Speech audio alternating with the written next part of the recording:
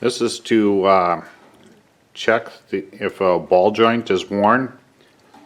You jack your vehicle up and grasp the tire on the top and the bottom.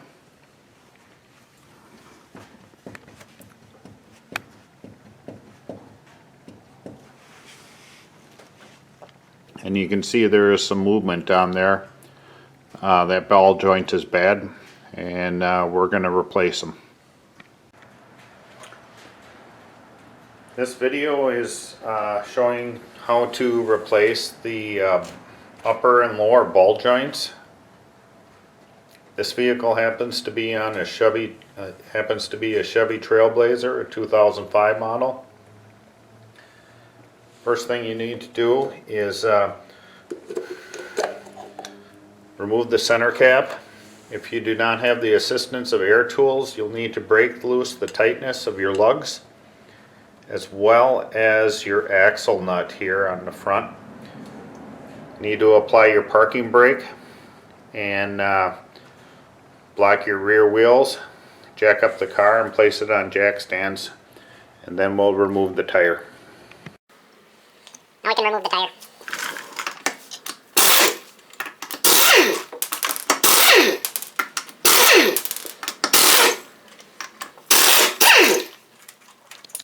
This is the outer tie rod. It has a cotter key on the top that needs to be removed. Then we need to remove the castellated nut on there. After that, we will hit the side here on the iron with a hammer, and if it does not fall down, since we're replacing it, we will use one of these pickle forks to pound in there to get it to release from the steering knuckle.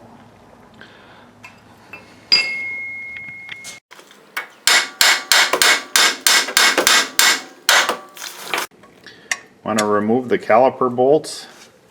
They are 13 millimeter. Once the caliper bolts have been removed, we'll take and pull the caliper off and suspend that with a wire on through one of the holes. We'll hook it onto the strut. After the caliper has been hung up, we're going to take and remove the caliper bracket. Happens to be an 18 millimeter.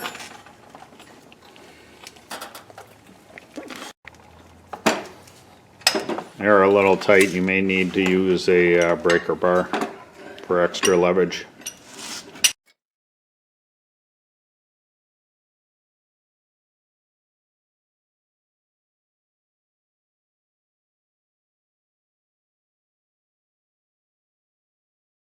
We're going to take and remove the rotor from the vehicle.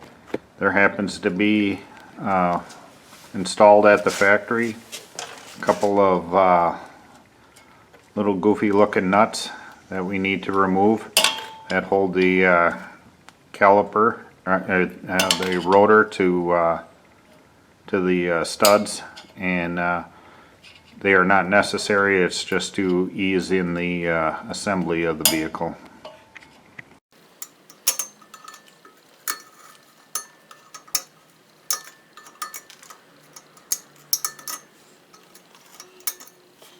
Now with those removed, if the rotor happens to be stuck on there a little bit, there are two screw holes on the rotor that you can put a bolt in there, tighten it down, and it'll push off the wheel hub and break the rotor loose.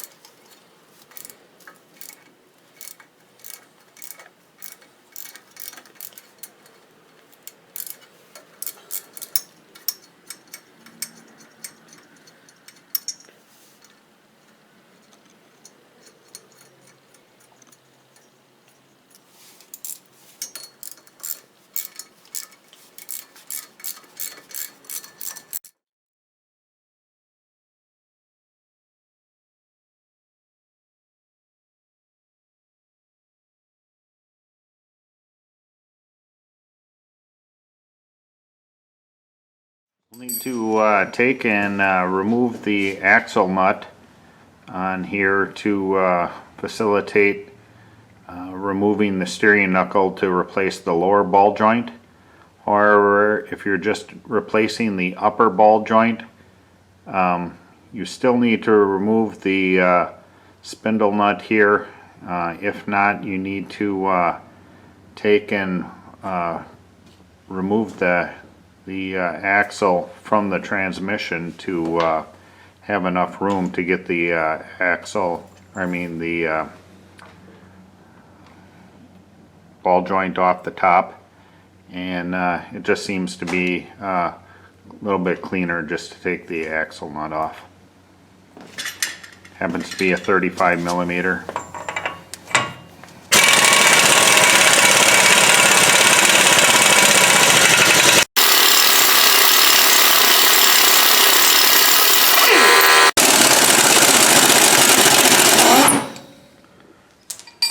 The upper ball joint is held on by a bolt. You have to remove that bolt and nut.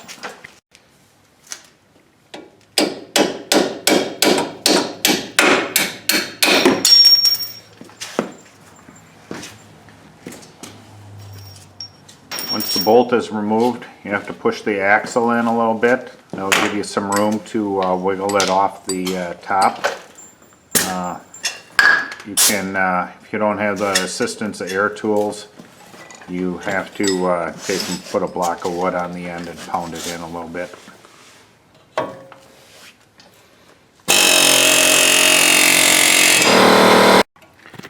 For removing the ball joint from the top, there is a bracket that you need to remove. It's 10 millimeter that holds the brake line onto the steering knuckle.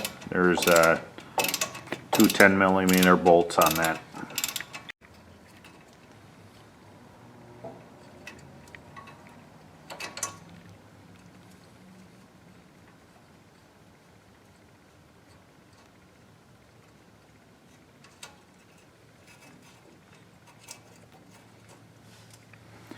Next, we'll remove the ABS sensor from the steering knuckle and unclip it from the steering knuckle as well.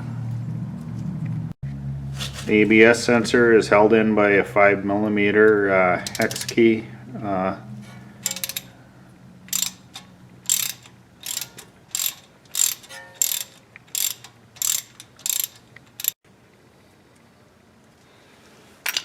And wiggle the sensor around a little bit to help free it up to remove it. Now with the ABS sensor removed, we'll go ahead to the upper ball joint and remove that. Since you're replacing the ball joint, you can use a pickle fork here to help separate it. They tend to damage the boot and everything, so since we're replacing it, we might as well just go ahead and get it off easier.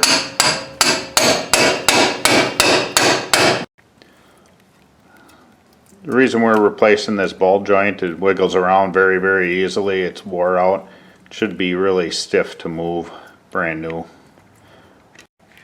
So now we're going to remove the bolt on the lower ball joint, and we're going to separate that from the steering knuckle, or from the lower control arm, and we're going to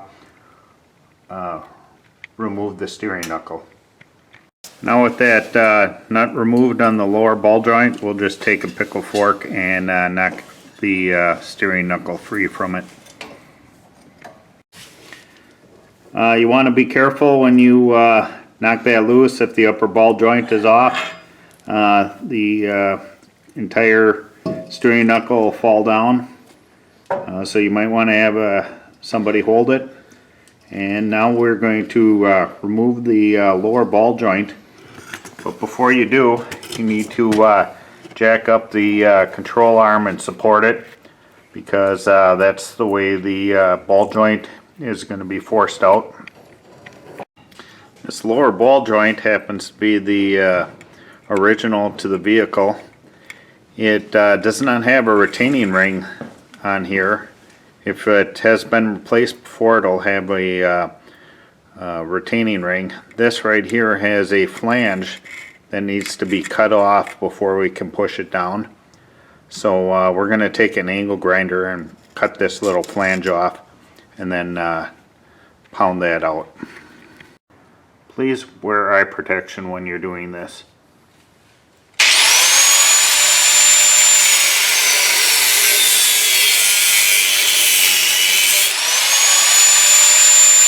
So now that the flange is cut off, we're going to take and place a socket on there and then pound it down through.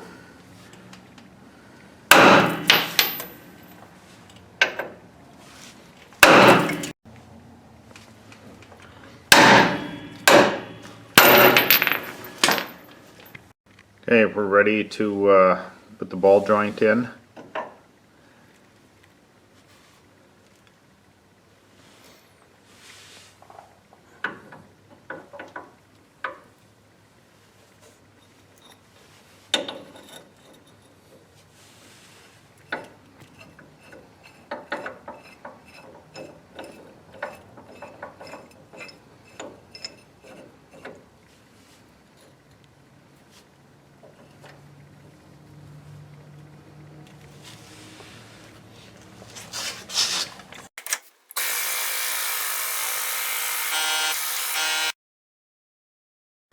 You can tell that it's fully seated when it is flush on the bottom of the control arm, and at the very top you'll have that groove for the ring, the locking ring.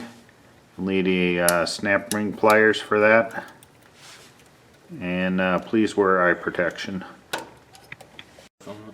When your steering or the snap ring is in place, then go ahead and put your grease fitting in there and give it a few pumps of grease. Okay, now on the upper ball joint, we have to remove this circlip there before we can push it out with the ball joint press. Please wear eye protection while doing this.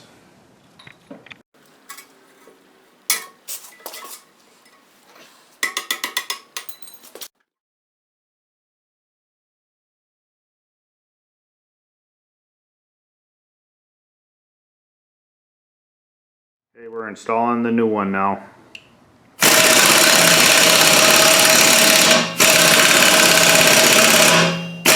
Okay, we had to change out adapters to make it tall enough, so now we're ready for the final installation.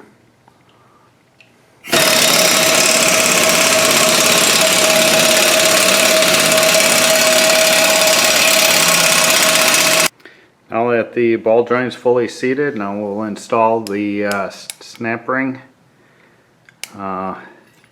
Please wear eye protection.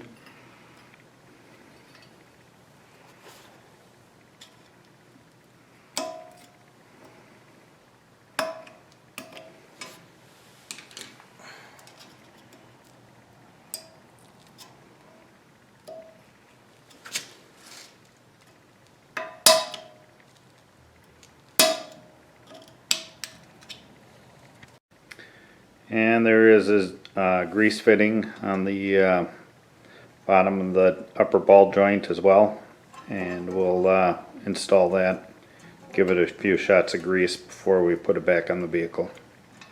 Okay, we're ready to reinstall the steering knuckle. I'm going to give a hand here, hopefully our backs won't be in the way.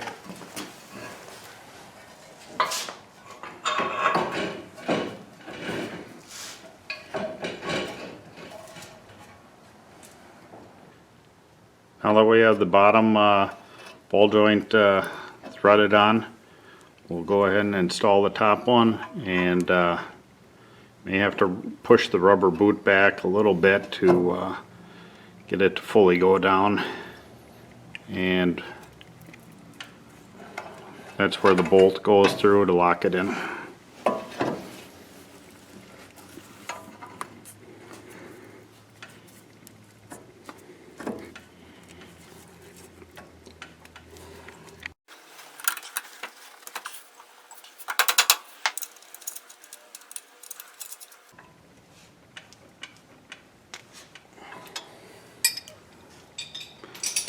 After the top ball joint is tight, we'll go ahead and we'll tighten up the bottom one after we reinstall the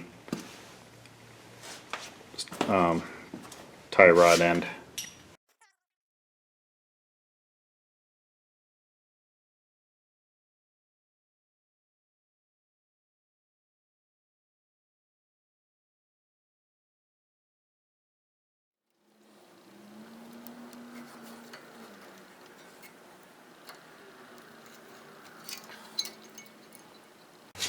Okay, we'll reinstall our ABS sensor.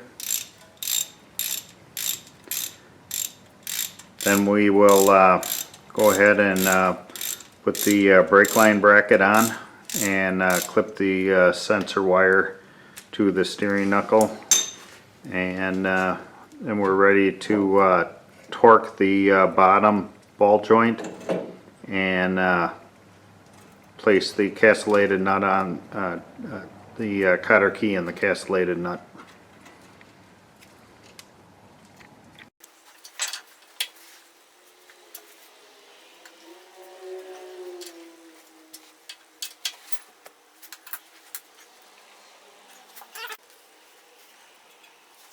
Okay, now we'll tighten up the axle nut.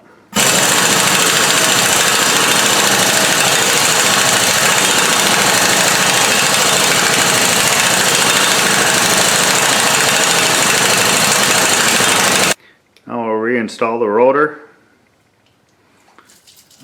And as we do, we're going to spray it off with some brake clean. Now that the rotor is installed, we'll put the caliper bracket on, preloaded with our brake pads, and we'll put some thread sealant on the bolts and install the bolts.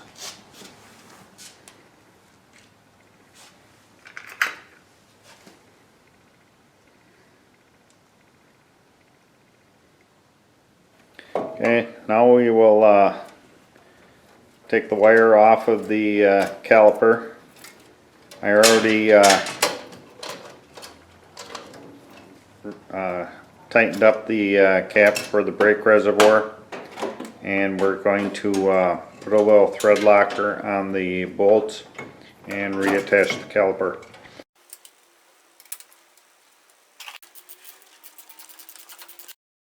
We'll remove that jack. It's time to put the tire back on. We'll start the lug nuts by hand and torque them down with the impact.